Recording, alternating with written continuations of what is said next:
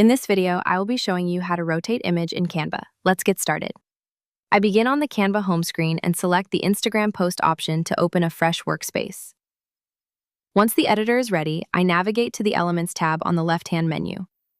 I click into the search bar and type in "food for diabetic" to find the right visual for my design.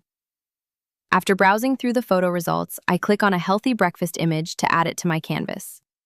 To rotate the photo, I click on it to reveal the controls and then grab the circular rotation handle at the bottom. I simply drag it back and forth to adjust the angle to my liking. Now I'll add a new page to the project to try it again.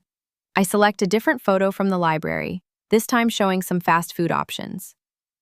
Once it's on the page, I click the image once more and use that same rotation handle to tilt the picture until it looks just right. It's a quick and simple way to add some dynamic movement to your layouts. Thanks for watching this quick tutorial on rotating images in Canva.